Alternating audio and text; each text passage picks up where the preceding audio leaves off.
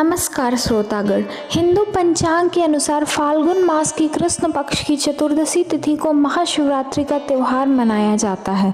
मान्यता के अनुसार महाशिवरात्रि भगवान शिव की उपासना के लिए सर्वोच्च दिन है तथा इस दिन व्रत भी किया जा सकता है। इस दिन भक्तों को कुछ विशेष नियम और सावधानियों का पालन करना चाहिए। आइए हम शिवरात्रि के संदर्भ में इस कथा को विस्तार से समझते हैं। पूर्व काल की बात है। चित्रभानु नामक एक शिकारी था। वह शिकार करके अपने परिवार का पालन पोषण करता था। उस शिकार पर साहूकार का काफ़ी कर्ज था, लेकिन वह उसका कर्ज समय पर नहीं चुका पाया। फिर साहूकार ने शिकारी को शिव मठ में बंदी बना लिया। जिस दिन उसे बंदी बनाया गया उस दिन शिवरात्रि थी।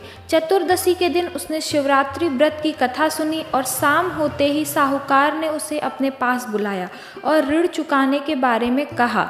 उसके बाद फिर वह शिकार की खोज में निकला।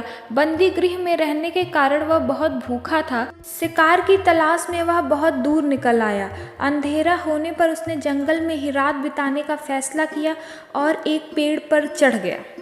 उस पेड़ के नीचे शिवलिंग था जो बेलपत्र के पत्तों से ढका हुआ था। शिकारी को उसके बारे में जानकारी नहीं थी।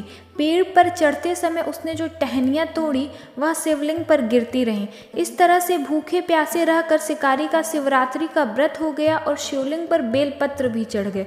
रात के समय एक हिरणी पानी पीने तालाब पर आई। शिकारी जैसे ही उसका शिकार करने जा रहा था, हिरणी बोली, मैं गर्भवती हूँ, शीघ्र ही प्रसव करूँगी। तुम एक साथ दो जीवों की हत्या करोगे। मैं बच्चे को जन्म देकर तुरंत तुम्हारे सामने आ जाऊँगी, तब तुम मुझे मार देना। शिकारी चित्रभानु ने हिरणी को जाने दिया। इस दौरान अनजाने में कुछ बेलपत्र शिवलिंग पर गिर गए। इस तरह उसने अनजाने में प्रथम प्रहर में पूजा भी संपन्न कर ली। कुछ देर बाद एक हिरणी उधर से निकली। जैसे ही शिकारी उसे मारने के लिए धनुष बाण चढ़ाया तो हिरणी ने विनम्रता पूर्वक निवेदन किया कि हे शिकारी, मैं थोड़ी देर पहले ही ऋतु से निवृत्त हुई हूँ, कामतुर विरहित हूँ, अपने प्रिय की तलाश में हूँ। अपने पति से मिलकर मैं तुम्हारे पास आ जाऊंगी। शिकारी ने उसे भी जाने दिया। रात का आखिरी पहर बीत रहा था, तब भी कुछ बेलपत्र शिवलिंग पर जा गिरे। अनजाने में ही अंतिम प्रहर की पूजा भी कर ली। इस दौरान वहां एक हिरणी अपने बच्चों के साथ आई। उसने भी शिकारी से आवेदन किया कि शिकारी उसे जाने दे। इसके बाद शिकारी के सामने एक हिरण आया। शिकारी ने सोचा, अब तो मैं इसे यहाँ से नहीं जाने दूंगा। तब हिरण ने उससे निवेदन किया कि मुझे कुछ समय के लिए जीवन दान दे दो। शिकारी ने पूरी रात की घटना उस हिरण को सुना दी। तब हिरण ने कहा, जिस तरह से तीनों पत्नियां प्रतिज्ञाबद्ध होकर गई हैं, मेरी मृत्यु से अपने धर्म का पालन नहीं कर पाएंगी। जैसे तुमने उन्हें विश्वास पात्र मानकर छोड़ा है, मुझे भी जाने दो। मैं उन सब के साथ तुम्हारे सामने शीघ्र ही उपस्थित होता हूँ। शिकारी ने उसे भी जाने दिया। इस तरह सुबह हो गई। उपवास, रात्रि जागरण और शिवलिंग पर बेलपत्र चढ़ाने से अनजाने में ही शिवरात्रि की पूजा पूर्ण हो गई। लेकिन अनजाने में हुई पूजा का परिणाम उसे तत्काल मिला। थोड़ी देर बाद हिरण और उसका परिवार शिकारी के सामने आया। उन सभी को देखकर शिकारी को बहुत ग्लानि हुई और उसने पूरे परिवार को जीवन दान दे दिया। अनजाने में शिवरात्रि व्रत का पालन करने पर शिकारी को मोक्ष की प्राप्ति हुई। जब मृत्यु काल में यमदूत जीव को लेने आए तो शिवगणों ने उन्हें वापस भेज दिया और उसे शिवलोक ले गए। शिव जी की कृपा से चित्रभानु अपने पिछले जन्म को याद रख पाए, शिवरात्रि के महत्व को जानकर उसका अगले जन्म में भी पालन कर पाए। आइए जानते हैं कि महाशिवरात्रि के व्रत में पूजा कैसे करनी चाहिए तथा कौन से कार्य करने से बचना चाहिए। शिवरात्रि के दिन सुबह जल्दी स्नान आदि कर निवृत्त हो जाएं। घर में या मंदिर में भोलेनाथ की पूजा अर्चना करें और व्रत का संकल्प लें। पूजा करते समय याद रखें कि आपका मुख पूर्व या उत्तर दिशा में होना चाहिए। ओम नमः शिवाय मंत्र का जाप कम से कम 108 बार करें। शिवरात्रि के दिन आप पूरे दिन का व्रत भी रख सकते हैं। इस दिन व्रत निराहार ही रखें। पूरे दिन में आप केवल दूध, फल या जूस का सेवन कर सकते हैं। शाम के समय वापस स्नान आदि करने के बाद घर या मंदिर में भोलेनाथ और शिवलिंग की पूजा करें। पूजा की शुरुआत गणेश जी से करें और उसके बाद शिव जी का पूजन करें। याद रहे ये पूजा 4 पहर के समय ही करें।